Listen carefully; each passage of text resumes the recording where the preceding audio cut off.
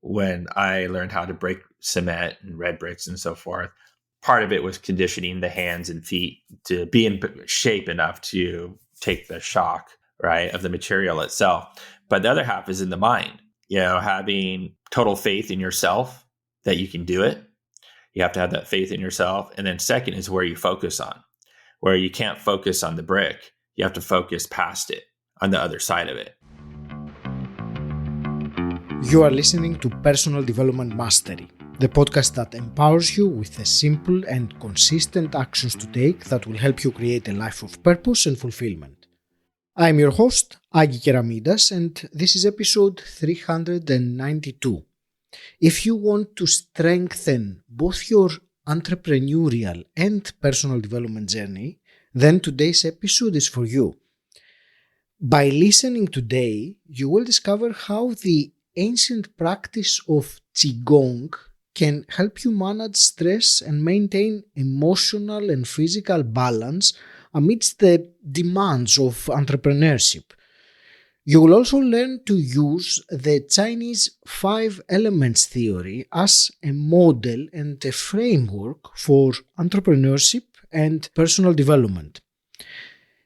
Before we dive in, if you enjoy listening to the podcast and appreciate what we're doing here, the simple, quick favor I'm asking of you is to click the subscribe button. Now let's get started. Today it is my pleasure to speak with Craig Cooke. Craig, you are a seasoned entrepreneur, a best-selling author, and practitioner of Chinese medical Qigong. You have a remarkable journey spanning from founding a digital marketing agency in the 90s to executive leadership and brand development. Your book, Business Kung Fu, blends martial arts philosophy with business acumen, offering a unique perspective on entrepreneurship. Beyond business, you delve into the realm of energy healing, sharing how Qigong transformed your health and mindset amid the challenges of running your company. Craig, welcome to the show. It's such a pleasure to speak with you today.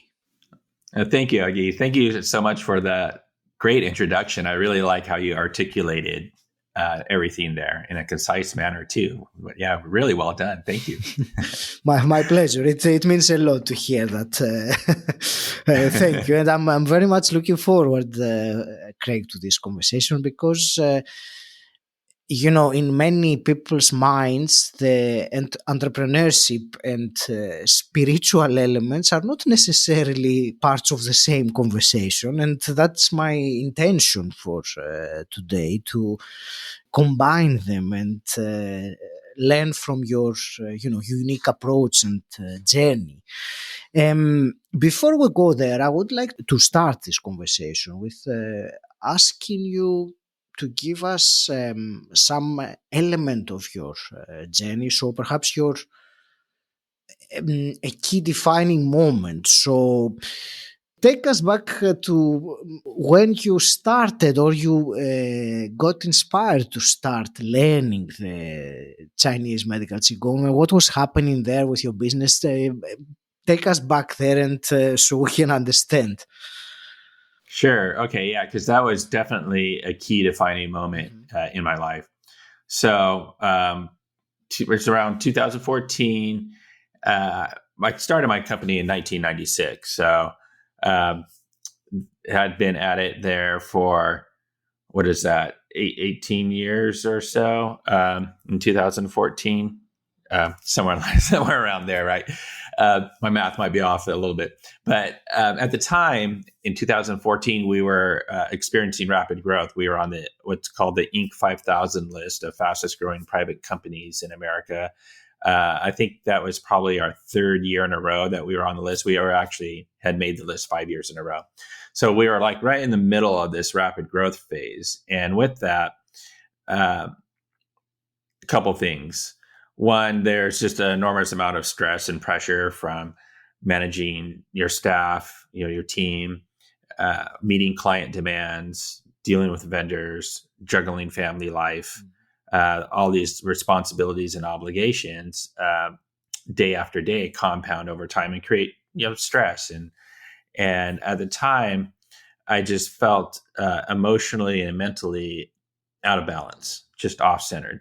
And my health wasn't the greatest either. Like a couple of years prior, I said, I need to get healthier, physically healthier, because when I started my company at age 25, I was in great health. 10 years later, I was on the other side of the spectrum. And that has a cause and effect also.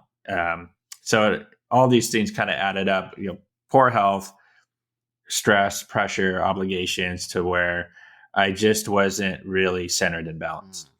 And a friend of mine referred me to a gentleman who knew Chinese medical Qigong. So I looked up his website and I said, wow, that's interesting. Because I was familiar with Qigong from my martial arts days, in more martial Qigong and some health and wellness aspects. So I said, well, let me go see if he's the real deal. I'm intrigued. So I went and had an amazing session with him. He was definitely the real deal. And I decided to go back, and I went to see him once a month for about 6 months. His name's Russ Anderson, a great gentleman.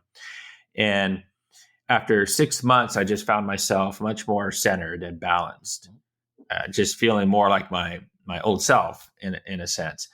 And at that time, he asked, would you like to learn how to do this, how to be a practitioner? And I said, absolutely, because I was just so intrigued and it helped me so much. I just wanted to keep going. So that was like that key defining moment of that initial meeting Russ in that session. And then 6 months later, making the decision to actually take a much deeper dive and learn. And it really helped me over the years to mitigate stress and all those pressures and to retain that balance. Because all those stresses and pressures don't go away. Life has a funny way of throwing sucker punches at you and punching you in the gut and kicking you in the face and all these things, right? And it doesn't stop, but with a practice like Qigong, you're just better equipped to manage through it. Thank you. So for someone listening now that is not familiar with the Chinese medical Qigong, how would you describe, so what does it involve? Sure. So there's 3 primary branches of Qigong traditionally. There's martial Qigong, medical Qigong, and spiritual Qigong. So they're all pretty similar. There's just different functions and purposes for various exercises. But if you want to summarize, Qigong is the integration of the mind, body, and breath. And if we actually take a further step back, Qigong literally means energy skill or life force energy skill. Qi is what the Chinese refer to as energy or life force energy. And Gong is skill. So it's really the skill of working with life force energy. And you do that by integrating the mind, body, and breath. And that is done through various exercises that look similar to Tai Chi. A lot of people see what Tai Chi looks like. So it's similar to that without necessarily the martial applications to it. And they're much more simple movements for the most part. And then there's also meditation as well that comes into play, just static meditation. But that could be laying down, sitting, or standing, actually.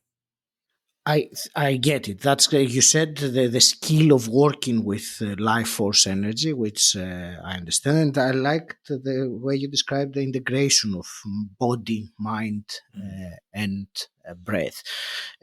So I will leave the techniques and the practice aside for a moment. I will bring it back. So how did you implement what you learned there in your business? How is I'm trying to figure out how that would, be implemented, shall we say, in the operation of what you were doing. Sure. So for myself personally, as I mentioned, it helped me mitigate the stress and pressures, which had benefits in operating the business, just more clarity of mind, being calmer in interactions with people. Because I did find myself getting more triggered, as one could say, where just less patience and temper could rise.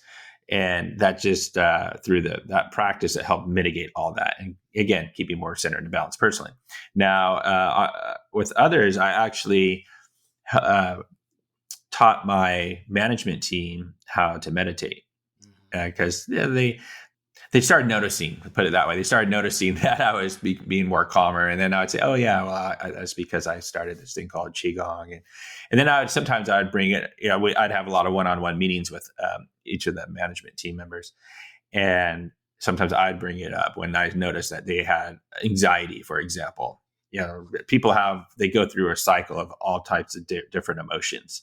And I might bring up, why don't you try some meditation? I do this practice called Qigong, and it's really great, et cetera. So there'd just be some conversations. But eventually, I actually did teach my management team how to meditate, took them through some Qigong meditations, which they really appreciated. And I also did a little bit also with once a quarter, we would meet the entire company to have like a quarterly update meeting. And there was, I know at least once or a couple of times where I took everyone through a meditation as well, because we were just talking about health and wellness and how that's important to help with performance, because it just helps with performance. So there was those group settings, but a lot of one-on-one conversations actually with people and giving them some guidance in that manner. If you enjoy this episode, can you think of one person that would find it useful and share it with them? I'd really appreciate it. It helps the show grow, and you will also be adding value to people you care about. Thank you. And now let's get back to the episode. You mentioned earlier that there are three elements or parts to the Chinese Qigong, and you said it is the physical part or the martial arts, which the movements of the body, in other words. So you also mentioned the medical and the spiritual, if I'm correct. So there are two questions that come to mind here. The first one was the physical bit, because you have a background in martial arts since a teenager. So I suppose that was one of the catalysts that drew you to liking and evolving yourself in the practice. Is that something that is, let's say, a necessary part for this path, or was it your path? Yeah, that's a great question. I'm asking, Craig, because you mentioned the word meditation quite a few times. So I'm trying to think how, on the one hand, meditation for many people, the idea that comes to mind is someone sitting down with their eyes closed, certainly not doing movements. So guide me through that. Sure. So for your first question, it's not necessary to go down the martial path with Qigong. Someone could focus on the spiritual or the medical health, like health and wellness and so forth. But it is all connected. They're all interrelated. Absolutely. So with martial arts, that was just my path. That was my first exposure to it. And it's really more what's the function, the purpose of the application of Qigong in that setting. It's to direct energy. So in a martial context, there could be more power generated during combat, right? But it's not necessary to go down the Qigong path. It all depends on what someone's looking for. Okay. For the medical path, there's aspects of the martial that does actually help, because it's about developing further vibration inside the body, and certain aspects of the martial Qigong does help accentuate and develop that further. The second part of your question with the meditation, yes, there's a couple aspects. So when someone's doing Qigong exercises, even the ones with the movement, you tend to get into a meditative state in a sense, right? Yeah. Even though your body's moving, Your eyes could be open, they could be closed also, and the movements are slow. And that's the integration of the mind, body, and breath. The more you settle down and allow yourself to get into a state that is relaxed, we carry so much tension inside ourselves, and being able to relax, and not only the body but the mind. And then as you're breathing and doing these slow, simple movements, and that's what helps too. A lot of the movements are very simple, so you get into a nice meditative state. Not as deep as if you're totally still, but you do get into a meditative state.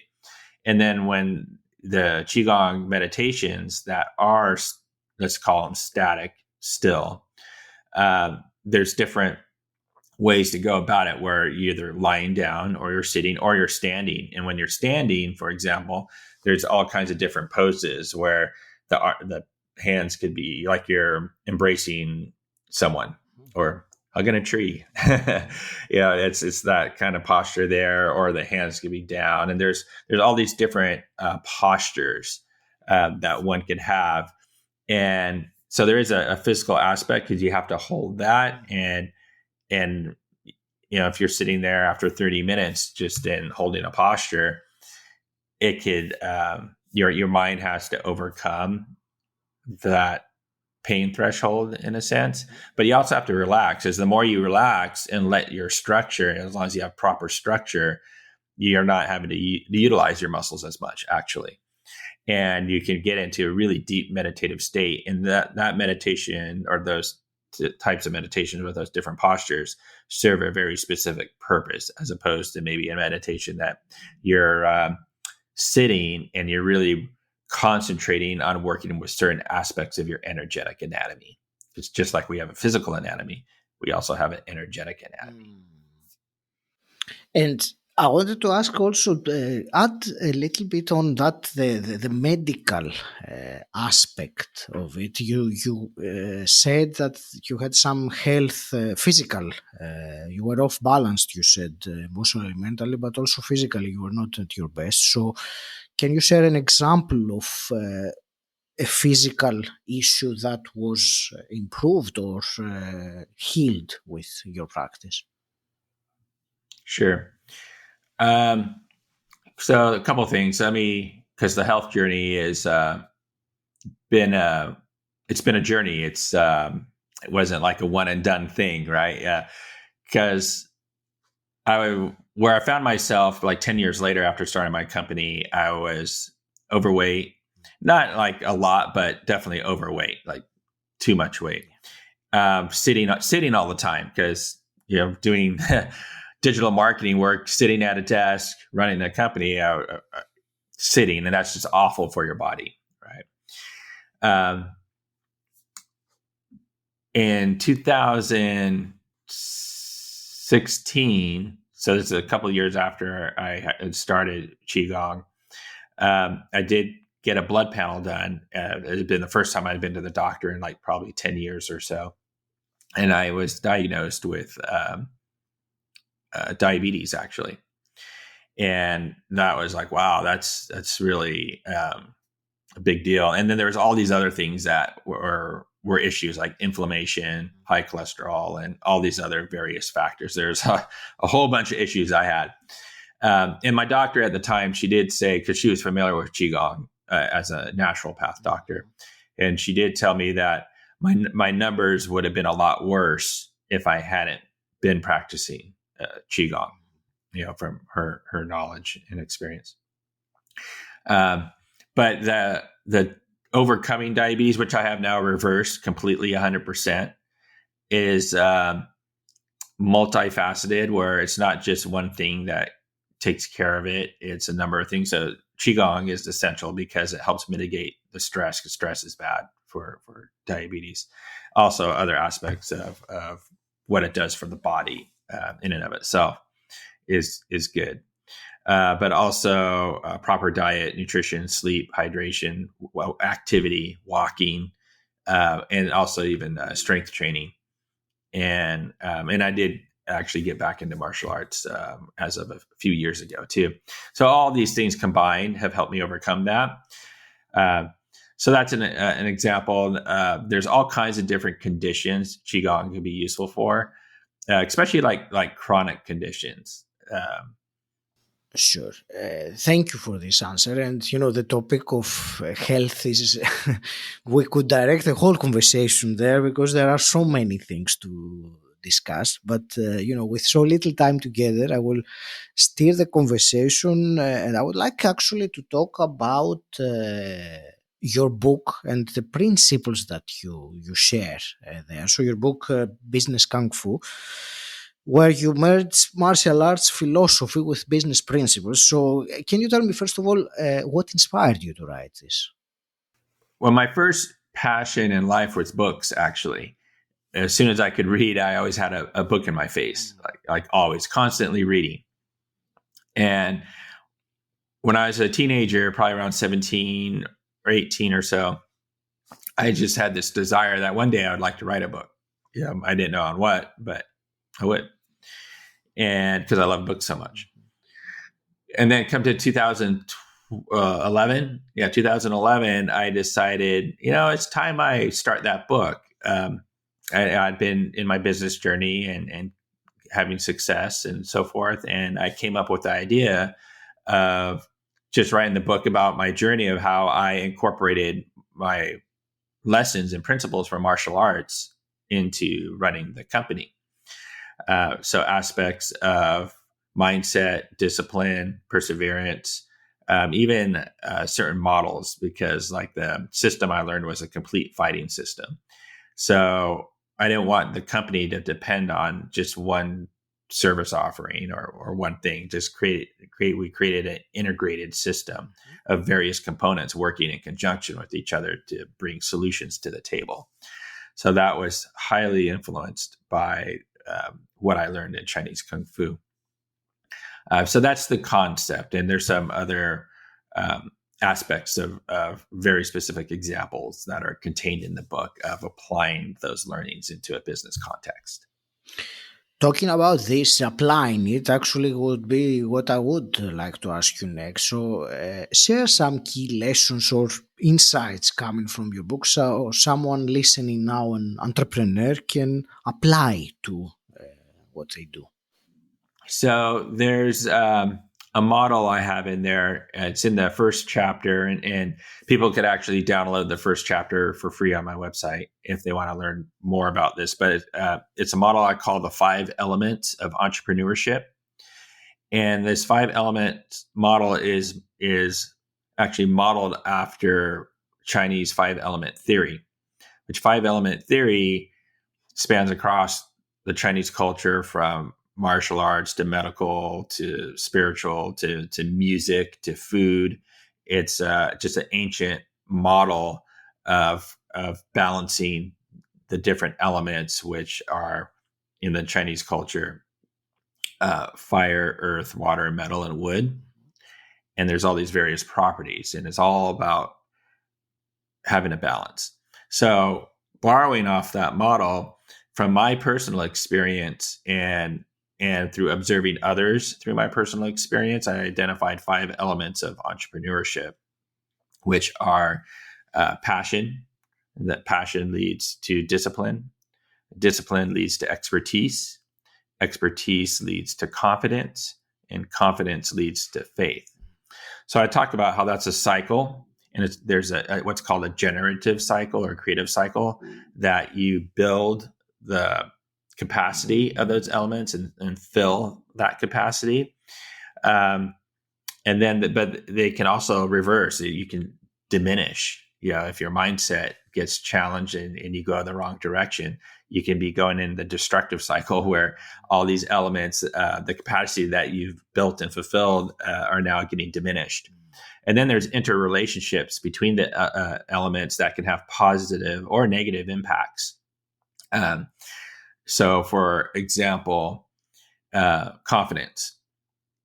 There could be an excess or deficient condition of that element. Let's talk about an excess condition. If there's someone has an excess condition of confidence, what does that manifest as? It normally manifests as arrogance.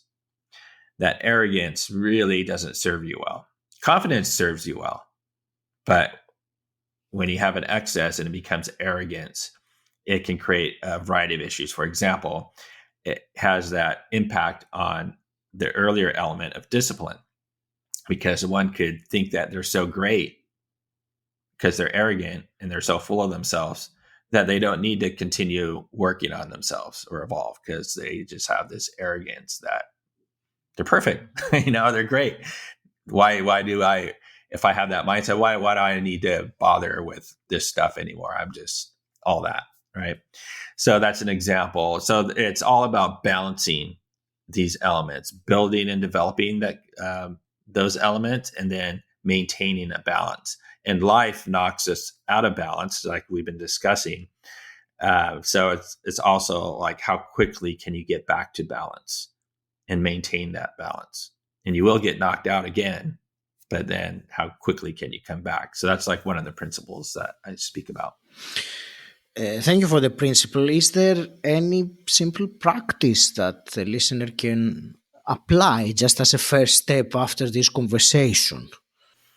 Yeah. So, there's in building those different elements, there's a variety of aspects, practices. So it kind of depends on where you're at.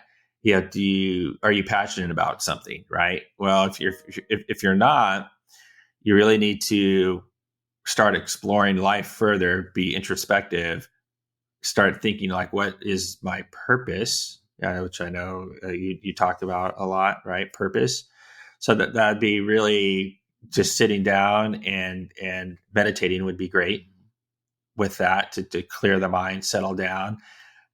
Depending upon if you're experienced with meditation, that you can be open to receive information that inspires you, that kind of comes to you during that meditative state. But then also just getting down on a piece of paper and writing down what brings you joy, what activities bring you joy, and what can you do to implement more of that in your life and bring that into some sort of profession. And what value can you create for others and have a purpose? So that's that first element. But then with discipline, that next element, some practical, it's just, again, there's a mindset. You got to show up, having the right mindset, show up every day. And it sounds kind of simple, but it is. It's a lot easier said than done for people. And just, you have to show up every day. But then once you show up every day, it's like, okay, well, let's take my mindset to the next level, right? I need to be productive. Okay, so now you have the battle of showing up down. Well, I need to be actively producing something, rather than just showing up and doing nothing, right? And then, which sounds simple, but again, people have challenges with this stuff. Then the third layer of discipline is really being effective. So once you show up and you're producing, whatever you're producing needs to have value. You need to create value for someone else. So someone needs to really get their mindset wrapped around that and practice it. And I would say any sort of exercise routine helps with discipline, because you need to engage your body. That's what I like about Qigong. It's really engages all aspects of the being.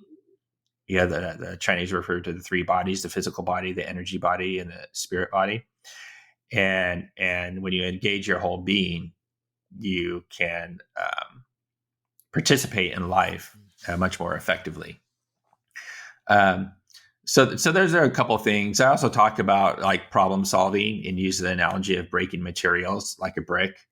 And that's one thing I'd work with my employees on and give them that example of that mindset. Because when people get focused on problems and they get so stuck on the problem, they get so spun out and stressed out and they can't solve the problem because they're just so fixated on the problem itself. I would tell them about the analogy of breaking a brick is you have to focus on where you want to be. So when I learned how to break cement and red bricks and so forth, part of it was conditioning the hands and feet to be able to be in shape enough to take the shock, right, of the material itself. But the other half is in the mind, having total faith in yourself that you can do it. Super important. You have to have that faith in yourself. And then second is where you focus on, where you can't focus on the brick. You have to focus past it on the other side of it, so that when you have full faith and confidence in yourself, I'd say faith actually, because like in those 5 elements, confidence leads to faith. That's like confidence on steroids, but in a positive way. That faith helps you get through that brick, and with the focus on the other side, your hand just goes right through it. So the same thing with problem solving. As long as you can focus on where you want to be and you have that faith in yourself that you will get there and you can get it done.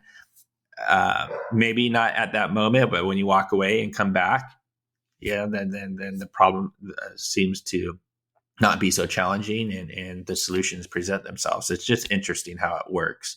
But that's just another example of what I talk about in the book. Thank you for emphasizing what you said earlier, to show up every day.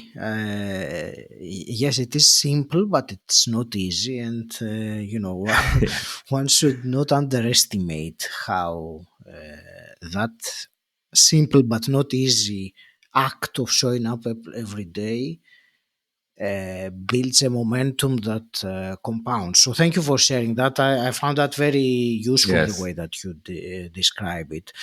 Thank you.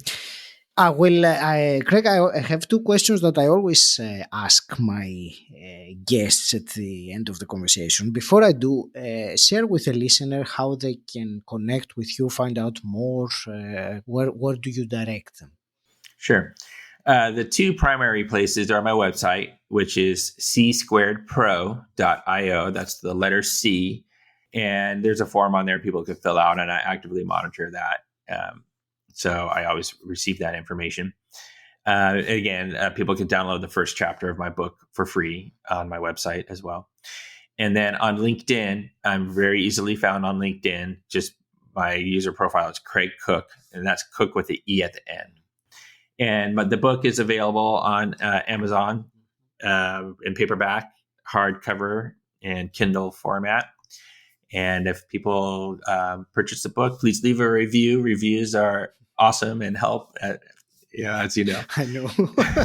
I know very well. Yeah. That's great. Thank you, Craig. And You're welcome. Let me ask you my last quick questions then. And the first one is, what does personal development mean to you? That's a great question. Yeah, personal development to me is a continuous journey in where you find yourself getting better every day and in every way possible. And the hypothetical question, if you could go back in time and meet your 17-year-old self, what's one piece of advice you would give him? Yeah, that's good. My 17-year-old self. This is, I'm assuming, kind of prior to my discovering martial arts. I'd probably say start learning kung fu. But I'd probably actually say don't let yourself be distracted by the various pleasures in life. Right? I mean, we have to enjoy life and have pleasures, but when there's too much a pursuit of that, you could get distracted so easily. So I would tell my 17-year-old self, don't let yourself be distracted. Have fun, but don't get distracted. Stay on path.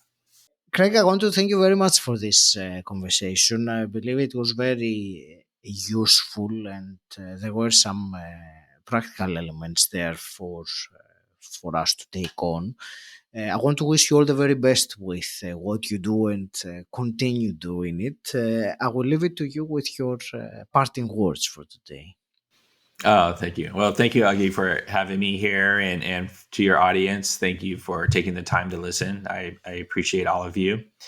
And I would recommend people, if they haven't explored aspects of martial arts or Qigong, to go explore that, especially with Qigong.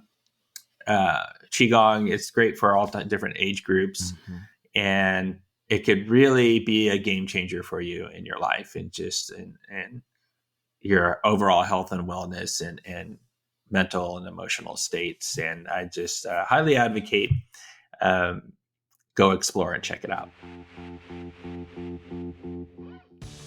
And before I end today's episode, if you enjoy this podcast, can you think of one person that would find it useful and share it with them?